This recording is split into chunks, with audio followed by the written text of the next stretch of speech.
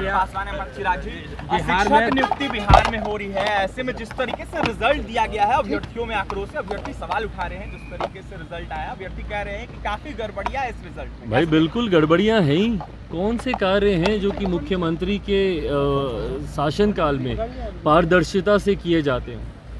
हर जगह से एक बैकडोर खुला रहता है, हर विभाग में एक बैक चैनल ऑपरेट कर रहा होता है कि भाई किस तरीके से भ्रष्टाचार के माध्यम से अपने लोगों की नियुक्ति उसमें कराई जा सके या उन लोगों को प्राथमिकता दी जा सके जिनके साथ कोई लेन देन का हिसाब इस सरकार का हो।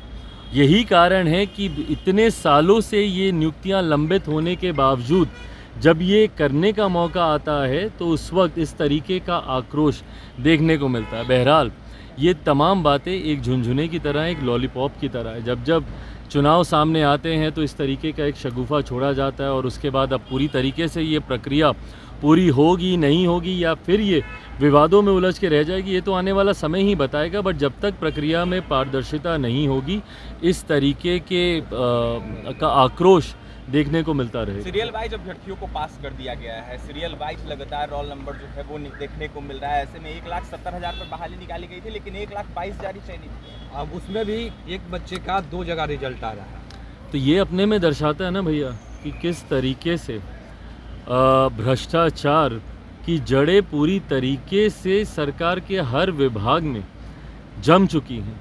और ये उसी का उदाहरण है। एक एक बच्चे का अगर 2-2 बार रिजल्ट आ रहा है तो ये अपने में दर्शाता है कि कहीं ना कहीं कुछ ना कुछ तो गड़बड़ है और इसकी जांच होनी चाहिए। पर जांच होगी उसके बाद फिर ये प्रक्रिया लंबे समय तक लंबित कर दी जाएगी उसकी आड़ में। 40,000 से ऊपर नियोजित शिक्षक भी इस परीक्षा में शामिल हुए हैं, ऐसा भी कहा जा रहा है। भाई अब कितने शिक्षक शामिल हुए हैं नहीं शामिल हुए हैं, पर अंतोगत्वा जब तक इसमें पारदर्शिता नहीं बरती जाएगी, इसी तरीके से भ्रष्टाचार की देन ये तमाम नियुक्तियां चढ़ती रहेंगी। आरोप लगा रहे हैं कि सीट भैकम रखने जाने के लिए सब किए जा रहे हैं। बिल्कुल सही बात है, रखी जाएंगी और बाद में उसको बैकडोर से उसको भरा जाएगा। अभ्यर्थियों को लेकर चिराग पासवान आवाज उठाएंगे? भाई हम तो शुरू से डे 1 से उठा रहे हैं, पर जिन लोगों को करना है उन लोगों के कान तक वो आवाज़ जाए तब तो। आज अगर हमारी बिहार फर्स्ट बिहारी फर्स्ट की सरकार होती तो 1 मिनट में इन तमाम विषयों को हम लोग हल करते।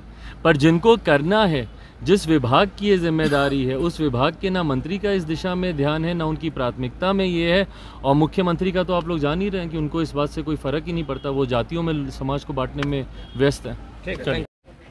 भाई देखिए, दावे यकीनन अब वो क्या कहेंगे, ये तो नहीं कहेंगे ना कि बीजेपी वहाँ से जीतेगी। विपक्ष में है, दावे हर कोई करेगा, पर अंतोगत्वा जनता किसका साथ देती है।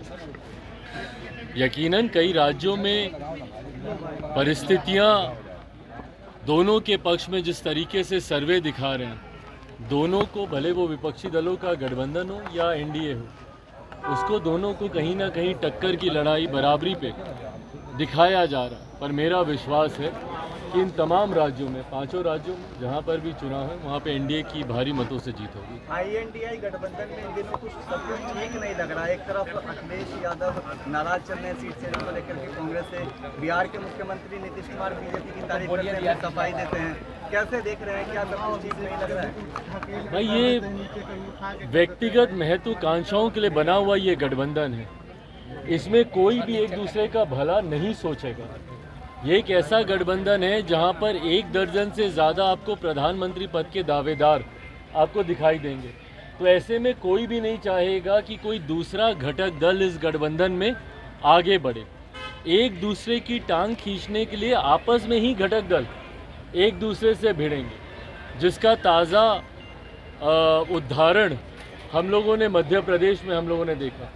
मात्र 1-2 सीट के पीछे जिस तरीके से कांग्रेस ने उत्तर प्रदेश के पूर्व मुख्यमंत्री अखिलेश जी को जिस तरीके से नीचा दिखाने का प्रयास किया, अरे छोड़ो अखिलेश को, जिस तरीके से शब्दों का इस्तेमाल किया गया, ये दर्शाता है कि वहाँ पे वर्चस्व की लड़ाई है।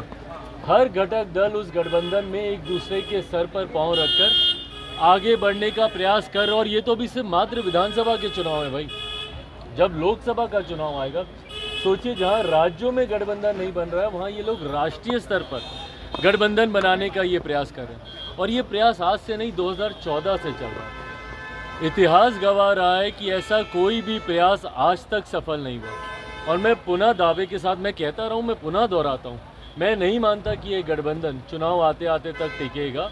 भानुमति के कुनबे की तरह ये धराशायी चुनाव से पहले ही हो जाएगा। यूपी में अखिलेश यादव का पोस्टर लगाया गया है, प्रधानमंत्री के रूप में दिखाया जा रहा है, नाराज चल रहा है। तो भैया उत्तर प्रदेश में उनको प्रधानमंत्री दिखाया जाएगा, बंगाल में ममता बनर्जी जी को प्रधानमंत्री दिखाया जाएगा, महाराष्ट्र में 2-3 और पार्टियों के नेता हैं, उद्धव जी से लेकर शरद पवार जी तक सबको प्रधानमंत्री पद का दावेदार दिखाया जाएगा। यहाँ पे हमारे मुख्यमंत्री वैसे ही एकदम व्याकुल हैं प्रधानमंत्री बनने के लिए, उनके पार्टी के नेता ये दम भरते नहीं थकते।